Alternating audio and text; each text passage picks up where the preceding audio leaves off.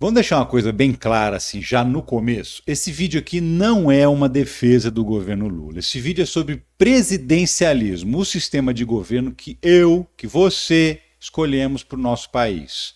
Só que agora a nossa decisão está sendo desrespeitada pelo presidente da Câmara dos Deputados, o imperador Arthur Lira. Pois é. Em 1993, o Brasil fez um plebiscito para decidir se ele queria continuar sendo presidencialista ou então se ele ia virar parlamentarista. E qual foi o resultado daquele plebiscito lá em 93? Vai fazer 21 anos esse ano.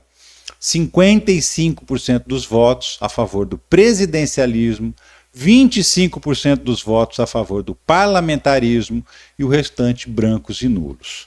Eu sou o Ricardo Mello, o explicador geral da República, e te peço para sentar o dedo no like, para engajar comigo, para fazer esse vídeo viralizar, para compartilhar esse conteúdo e chegar ao máximo de pessoas possíveis.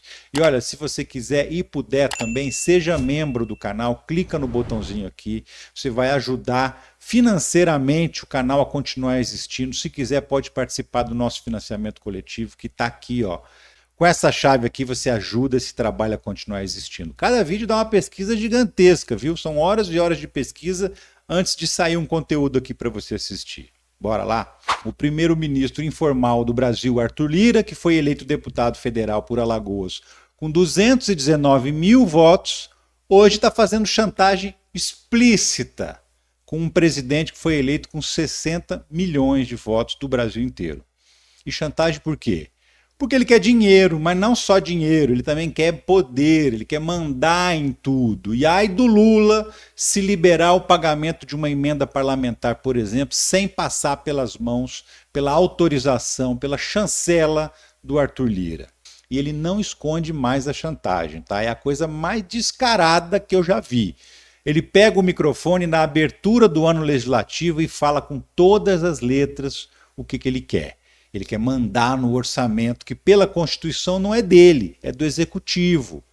Nem sempre foi assim, a situação era diferente. Só que houve um momento no Brasil em que o Congresso tomou o orçamento do presidente e agora está difícil tomar de volta. Claro que os deputados não querem abrir mão desse poder todo. O orçamento da União pertence a todos e todas, e não apenas ao Executivo, porque se assim fosse, a Constituição não determinaria a necessária participação do Poder Legislativo em sua confecção e final aprovação. O orçamento é de todos e de todos os brasileiros e brasileiras. Não é e nem pode ser de autoria exclusiva do Poder Executivo, e muito menos de uma burocracia técnica que, apesar do seu preparo, eu não discuto, não foi eleita para escolher as prioridades da nação e não gasta a sola do sapato percorrendo os pequenos municípios brasileiros como nós, parlamentares, senadores e deputados.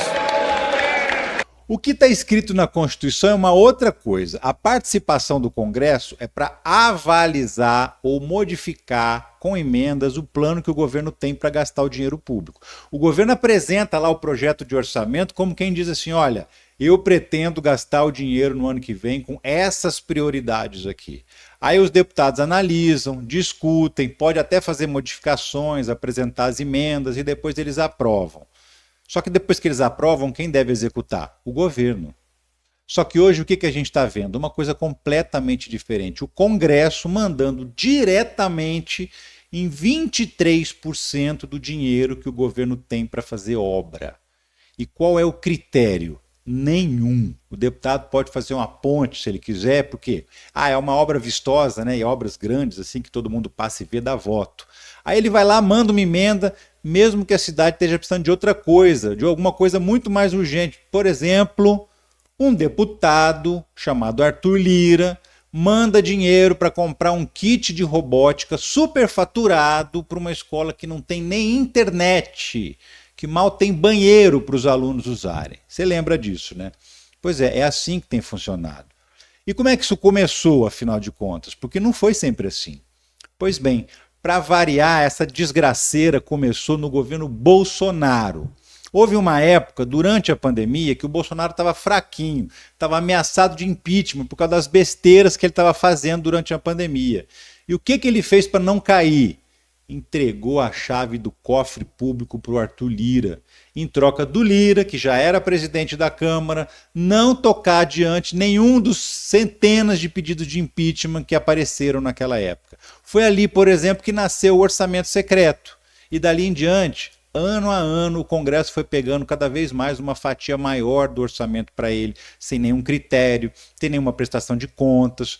Os deputados foram virando meio que coronéis assim nas suas regiões. Sabe por quê? Porque eles ganharam um poder financeiro que eles nunca tiveram. Assim o Bolsonaro salvou o pescoço dele e botou o nosso na guilhotina. O nosso, a gente que depende de obra pública, depende de serviços públicos para viver. E agora não tem como voltar atrás, entendeu? Ainda mais com um Congresso que é esse aí, o mais conservador da história desde a redemocratização. E o Lira, olha só que ironia, também falou no discurso de ontem, cobrando o cumprimento de acordos. O que queremos para 24 é mais avanço e mais aprimoramento legislativo pelo bem do Brasil. E para isso, seguiremos firmes na prática da boa política, pressuposto mais do que necessário para o exercício da própria democracia.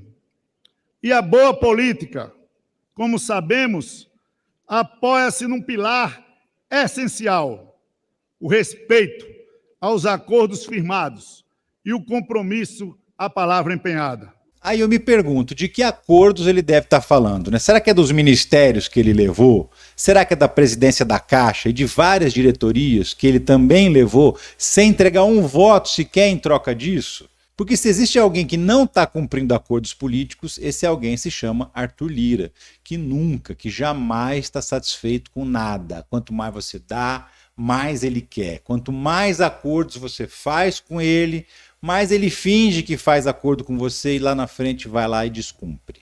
E ó, isso não é só com o Lula, não. Qualquer presidente que estivesse no lugar dele estava na mesma situação. Qualquer um que for governar com esse modelo vira refém do Congresso. Nos Estados Unidos, só para você ter uma ideia, um termo de comparação, o Congresso controla pouco mais de 2% do orçamento e já consideram que é um absurdo. Em Portugal, que é um país parlamentarista, é 0,5%. Na França, que também é parlamentarista, é 0,1%. E no Brasil, que é presidencialista, o Congresso manda em 23% do orçamento. Os deputados tomaram as verbas que antes eram para obras do PAC, e aí eles destinam para o que eles quiserem, sem critério nenhum, sem prestar contas a ninguém. Ah, eu quero mandar dinheiro para contratar um show do artista fulano de tal. Não importa se a cidade não tem escola, não importa se o povo está passando fome, está sem emprego, eu quero fim de papo, porque isso que vai me dar voto com o prefeito que é meu aliado. Eles querem dinheiro para repassar para suas cidades para ganhar voto. Não importa se são obras desnecessárias, não importa se esse dinheiro está saindo de um lugar que era essencial para depois ser gasto com bobagem. Eles querem e pronto. E o Arthur Lira é o chefe disso tudo. Ele é o chantagista geral da República.